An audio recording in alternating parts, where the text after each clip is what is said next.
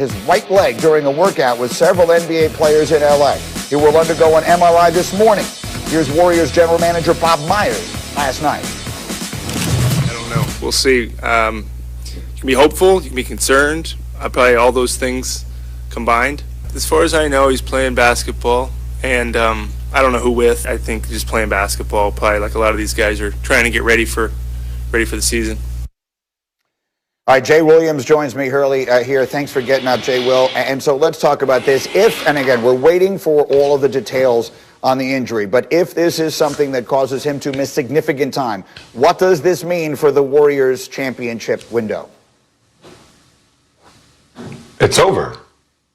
It's over, Greeny. It's, for a while until Klay gets back. Now, I was reading last night that, people were saying that it was an Achilles injury. I cannot confirm that as of right now. But if it is an Achilles injury on his right leg, from somebody who's had a left leg injury, there's a tendency for you to compensate when you have an injury. So if you were to compensate, have that right Achilles injury, that takes a while to come back from. We're going to see Kevin Durant come back off an Achilles injury, but he's also had a year and a half. Now, Klay got hurt a couple years ago, when you think about when they played against Toronto.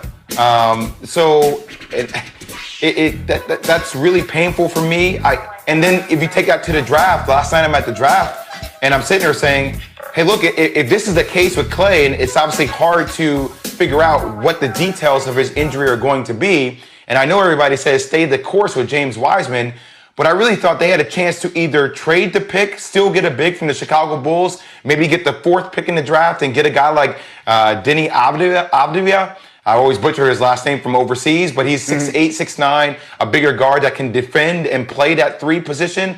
Or you go with a guy like LaMelo Ball, even though he's not great defensively, but it allows Steph to play with another playmaker, because that's what makes Steph. We've seen Steph play when it hasn't been with Klay, and it puts a lot of responsibility on his shoulders. I'm not saying he's a superstar. He can handle it, Greeny, but the volume in which you need him to do that typically has led to him being injured as well. So without Klay Thompson, you're talking, I'm picking Phoenix to finish higher than I would pick the Golden State Warriors, and I know that's putting pressure on them because Andrew Wiggins is good, but you're talking about them finishing maybe 6th or 7th in the Western Conference as opposed to finishing, 3rd or 4th.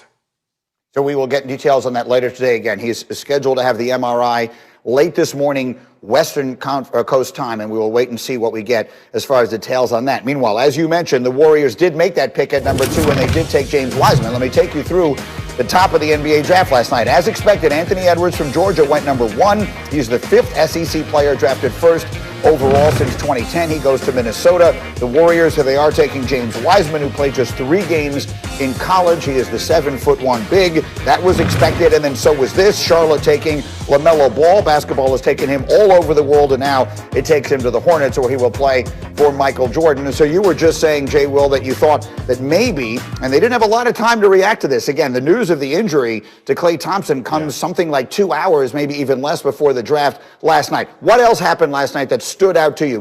I'm giving you a sort of a blank slate here. What to you was the number 1 storyline coming out of the draft last night? I thought Daryl Morey made moves for the 76ers. Yeah. They moved Al Horford. They moved Josh Richardson. They got Seth Curry, who is the son-in-law of Doc Rivers. This team needs shooting. They added Terrence Ferguson, who played overseas, who's a big-time wing, who can shoot the ball well as well. And they landed Tyrese Maxey. If you're going to stick with Ben Simmons and Joel Embiid, you needed to surround them with pieces. You bring in Doc Rivers to unlock Tobias Harris. Tobias Harris had one of his best years playing with Doc in LA, and now adding shooting around those guys. Look, Seth Curry is on pace to be one of the best shooters that we've seen in the history of the game from a career 3-point field goal percentage, stat. So, look, I think Daryl Morey, and I still think they're making moves. I still think there's some moves for Daryl Morey and company to make, but the 76ers find themselves in a great position moving forward. I think I agree with you, and let's live there for a minute. Seth Curry, I think, frequently gets completely overlooked because he's overshadowed by his brother, who is one of the greatest players of all time. But he is a great shooter, and Green obviously is a 3-and-D guy, and you put them on the floor with the big 3 they've put together in Philadelphia and the new coach. In your mind, as currently constituted, is that a team that wins the Eastern Conference? I'm still not going to have them as a favorite to beat the Nets. And the Bogdanovic trade really kind of confused me yesterday because on paper, I would have told you, Greeny, that Milwaukee probably had one of the best chances to beat Brooklyn. But him not going there now, I still think they need to make some moves. And Drew Holiday, Chris Middleton, Giannis is really good, but it's not as good as with Bogdanovic. So I would still say right now that Brooklyn is still in the driver's seat. Boston is still there. But Philadelphia is on their way. The big question we have with Philly is just,